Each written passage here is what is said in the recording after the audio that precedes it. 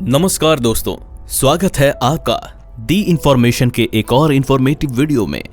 बीते 2 साल कोरोना का प्रकोप देखते हुए पूरे होने को है एक ऐसा वायरस जिसके आने से दुनिया के हर एक इंसान की जिंदगी ही पलट गई। कुछ को मौत ने बुला लिया तो कुछ अभी भी डर के साए में अपनी जिंदगी काट रहे हैं। इस वायरस ने न सिर्फ लोगों की जिंदगी को हिलाकर रख दिया बल्कि विश्व स्वास्थ्य संगठन यानी WHO को भी इस वायरस के चलते वैश्विक स्वास्थ्य आपातकाल घोषित करने पर मजबूर कर दिया।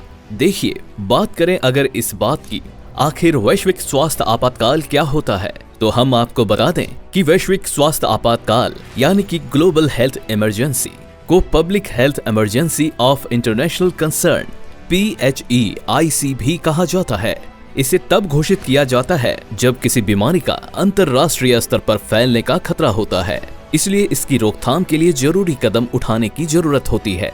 ऐसी स्थिति में वर्ल्ड हेल्थ ऑर्गेनाइजेशन उन देशों के लिए जरूरी गाइडलाइन बनाता है जिन्हें फॉलो करके ऐसे प्रकोप से बचा जा सकता है। इतना ही नहीं, ऐसे देशों को वर्ल्ड हेल्थ ऑर्गेनाइजेशन द्वारा इमरजेंसी फंड भी दिया जाता है जिसकी मदद से वह देश इस तरह के प्रकोप से लड़ पाने में सक्षम हो पाता है। यह फंड अलग अलग देशों द्वारा समय दर समय वर्ल्ड हेल्थ ऑर्गेनाइजेशन को दिया जाता है, जिससे कि अगर भविष्य में ऐसी किसी भी स्थिति से लड़ने की नौबत आए तो उस देश की मदद की जा सके। आइए अब जानते हैं कि आखिर कितनी बार वैश्विक स्वास्थ्य आपातकाल यानी ग्लोबल हेल्थ इमरजेंसी किसी आउटब्रेक या बीमारी के फैलने के कारण WHO ने लगाया है। WHO की इमरजेंसी ऑफ इंटरनेशनल कंसर्न का इतिहास चीन में 2005 के सार्स के प्रकोप से जुड़ा है। इसका उपयोग 6 अन्य बार किया गया है। स्वाइन फ्लू महामारी 2009, पश्चिम अफ्रीका में इबोला प्रकोप 2013 से 2016, पोलियो 2014, जीका वायरस 2016, कांगो लोकतांत्रिक गणराज्य 2019 में इबोला प्रकोप और कोरोना वायरस महामारी कोविड-19 2020। आइए एक एक करके नजर डालते हैं इन सभी पर। स्वाइन फ्लू पेंडेमिक 2009 एक ऐसा वायरस जो साल 2009 में पहली बार मैक्सिको के मानवों में दिखने को मिला था। उसी साल वर्ल्ड हेल्थ ऑर्गेनाइजेशन ने इस वायरस का प्रकोप देखते हुए इसे एक महामारी घोषित कर दिया था। आपकी जानकारी के लिए आपको बता दें कि उस समय लगभग 74 देशों ने इस वायरस के प्रकोप की रिपोर्ट WHO को दी थी।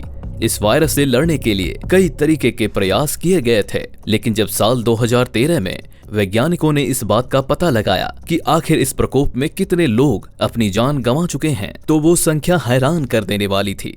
इस वायरस से मरने वालों की संख्या 2,03,000 थी, जो महामारी के दौरान लगाए गए अनुमान से 10 गुना ज्यादा थी। इस दौरान इस महामारी को रोकने के लिए वैक्सीन और टीका बनाने का काम शुरू हुआ, जिसके प्रकाशित होने के बाद वर्ल्ड हेल्थ ऑर्गेनाइजेशन ने इस महामारी के अंत की घोषणा कर दी थी। लेकिन साल 2012 में लांसेट इन्फेक्शियस डिजीज जर्नल के अध्ययन के मुताबिक मरने वालों की संख्या कुल मिलाकर 5,79,000 रही थी, जो कि अपने आप में एक भयावह संख्या है।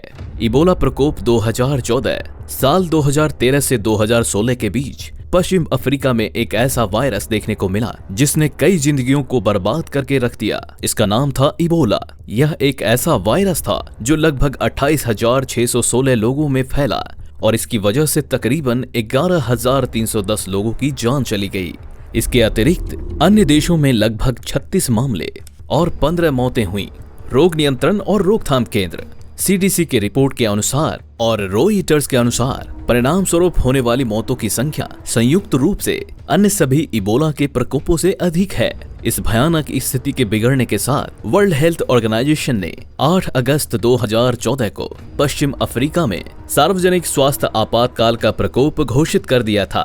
आपकी जानकारी के लिए आपको बता दें कि इस साल बीमारी के प्रकोप की वजह से उस समय अफ्रीका को खाद्य की कमी और असुरक्षा का सामना भी करना पड़ा था, जिससे हजारों लोगों की जिंदगी प्रभावित हुई थी।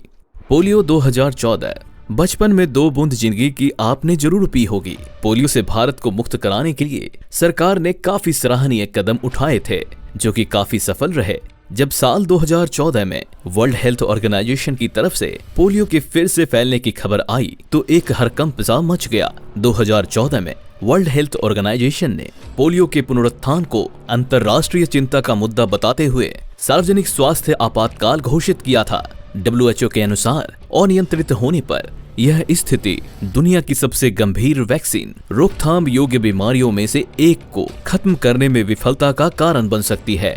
पोलियो का टीका और इलाज की खोज की गई थी। अक्टूबर 2019 में विश्व स्तर पर पोलियो WPV3 को समाप्त घोषित कर दिया गया था। जीका 2016 साल 2015 में सबसे पहली बार जीका महामारी को ब्राजील में देखा गया, जिसके बाद यह बीमारी बढ़ते बढ़ते बाकी के 60 देशों में फैल गई। बीमारी का बढ़ता हुआ प्रकोप देखकर वर्ल्ड हेल्थ ऑर्गेनाइजेशन ने तुरंत ही इसके खिलाफ कदम उठाए और इसे एक सार्वजनिक स्वास्थ्य आपातकाल घोषित कर दिया था।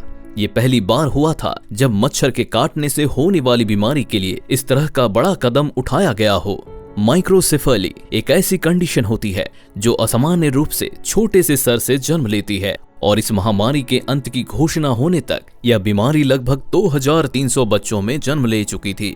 Ebola outbreak in the democratic Republic of Congo 2019। South Africa में आई इबोला बीमारी ने जब साल 2019 में दोबारा से जन्म लिया तो वर्ल्ड हेल्थ ऑर्गेनाइजेशन बिना समय गंवाए ही सार्वजनिक स्वास्थ्य आपातकाल घोषित कर दिया था। कांगो लोकतांत्रिक गणराज्य में इबोला का प्रकोप पश्चिम अफ्रीका में 2014 के प्रकोप के बाद बीमारी का दूसरा सबसे बड़ा पुनरुत्थान माना गया था। इसका प्रकोप नॉर्थ किवू या इचूरी प्रांतों में चल रहा था। स्वास्थ्य मंत्रालय डेमोक्रेटिक रिपब्लिक ऑफ कॉन्गो के अनुसार 5 अप्रैल 2020 तक कुल 3453 मामले, जिनमें से 3310 पुष्ट और 143 संभावित, जिनमें से 2064 मौतें, 1169 जीवित बचे लोग और मरीज अभी भी देखभाल में हैं। कोरोना वायरस पैंडेमिक 2019 से 2020। कोरोना वायरस एक ऐसी महामारी है जिससे 2 साल बाद भी पूरी तरह से बच पाने का कोई उपाय नजर नहीं आ रहा है। एक इंसान से दूसरे इंसान में फैलने वाली इस बीमारी को वर्ल्ड हेल्थ ऑर्गेनाइजेशन ने मार्च 2019 में एक महामारी के रूप में आइडेंटिफाई किया था।